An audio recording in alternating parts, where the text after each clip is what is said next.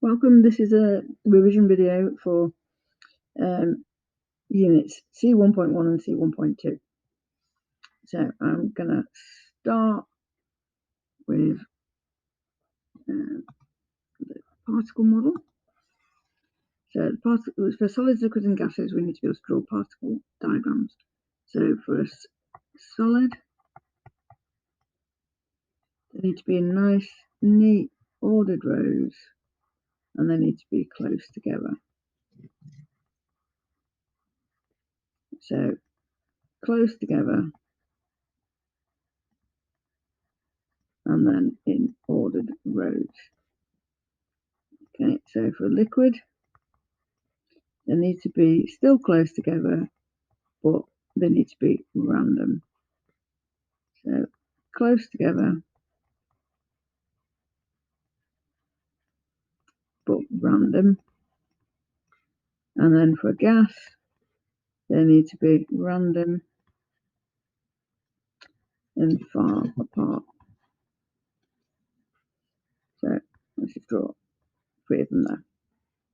Okay, so changes of state. So we need to know the names of these. So we've got solid, liquid, gas. So if we go from a solid to a liquid, melting.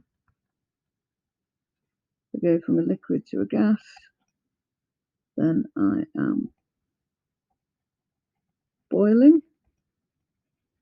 If I go straight from a solid to a gas without turning into a liquid, then that's called subliming. So if I go from a gas to a liquid, that's condensing. If I go from a liquid to a solid, then that's freezing. And if I go from a gas straight to a solid without going through a liquid, then that's called deposition. So the particle model's good in some ways, but it does have limitations. So it doesn't show the movement of the particles.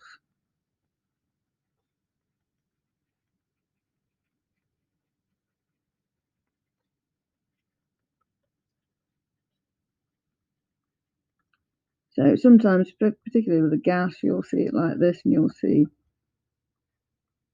arrows to show movement, but generally it doesn't show the movement. It's normally 2D, not 3D. It doesn't show the forces of attraction between the particles.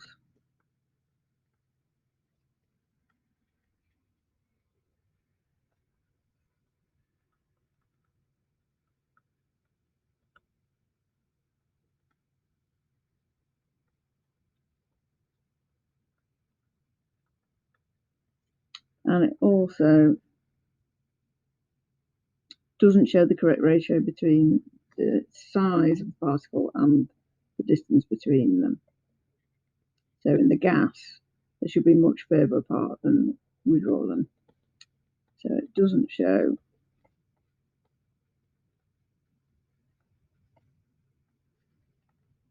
the correct distance between the particles.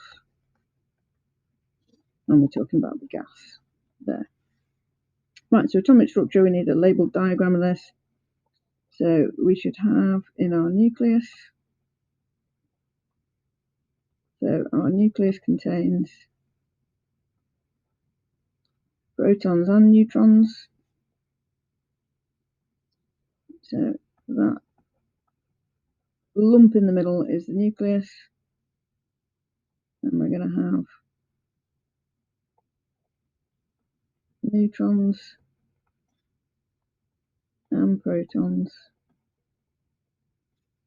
And then in shells around the outside, so that should be more of a circle shape, we're going to have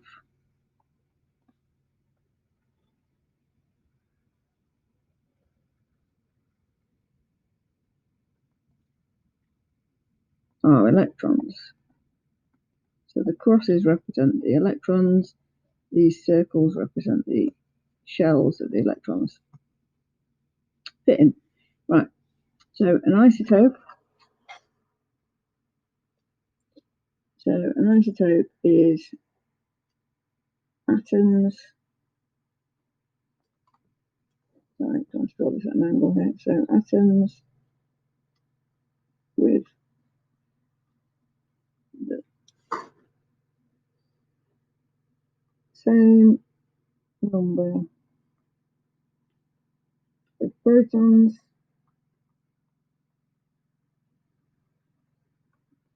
but different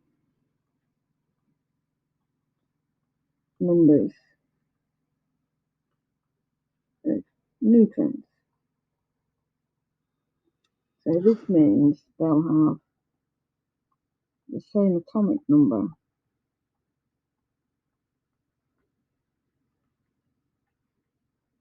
but different atomic masses.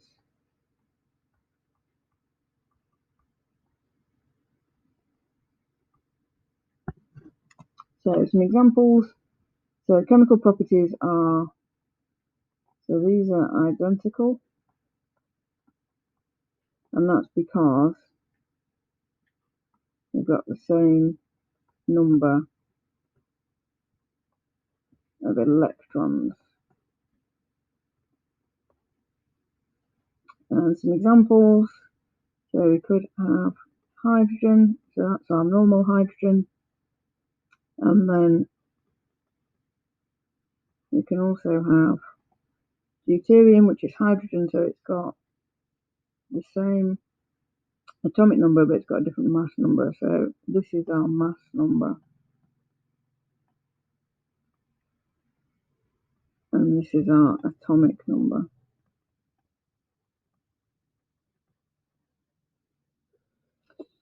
Okay, so predicting states. So what we need to do is a number line here. So we draw a number line.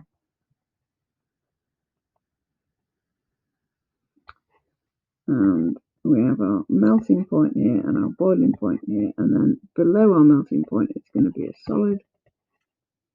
Between our melting point and boiling point, it's going to be a liquid. And then above our boiling point, it's going to be a gas. So number of subatomic particles. So let's use lithium as an example. So the smallest of the two numbers is the atomic number, and the biggest is the mass number.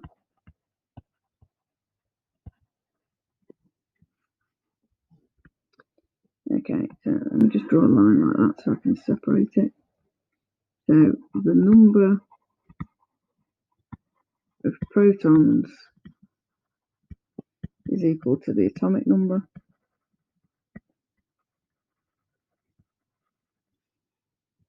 The number of electrons is also equal to the atomic number.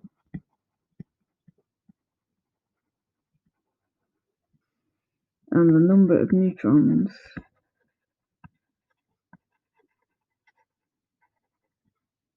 is the mass number minus the atomic number.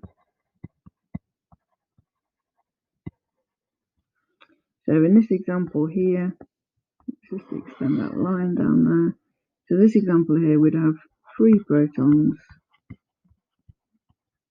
3 electrons, and we'd have 7 minus 3, so we'd have 4 neutrons. Right, so signs of a chemical change. So we might see a gas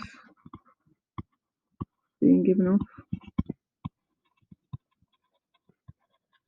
So we might see some bubbles. We might see a colour change.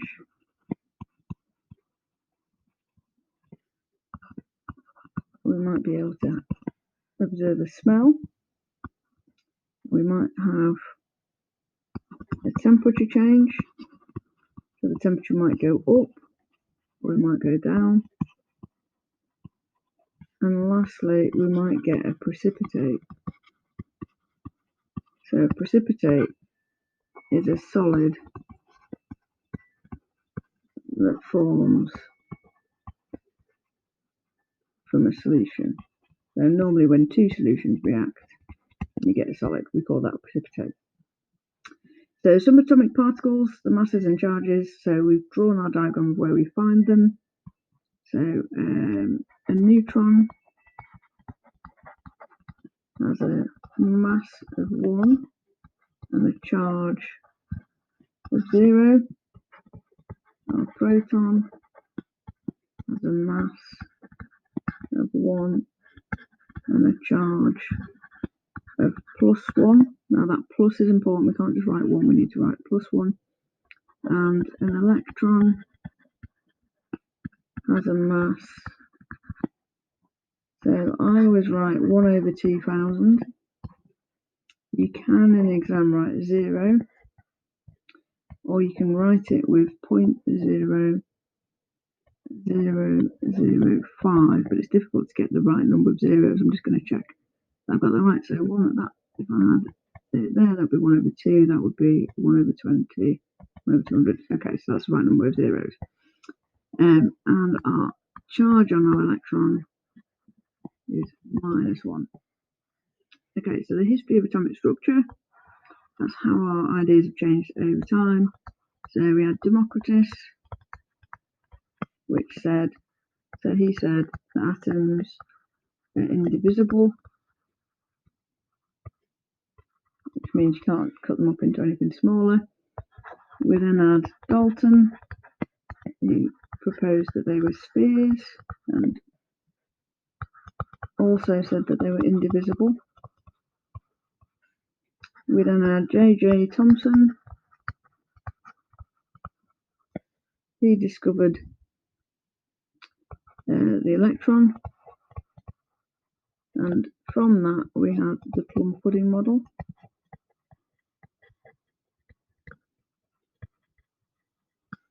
But then Rutherford, or Geiger and Marsden,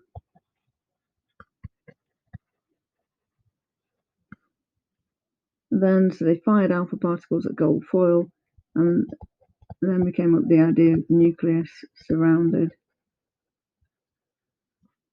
by electrons shells, and then Bohr came up with the idea that they were discrete shells, so they could only be in certain places. Okay, so last box now. So chemical changes are not easily reversed, and physical changes are normally easily reversed. So an example of that might be ice melting. So I melt my ice, it turns into water. If I want ice back, I can just put it into the freezer. So an example of one that's not easily reversed, for example, rusting. So I've left my bike out in the garden, it's got wet, it's rusted.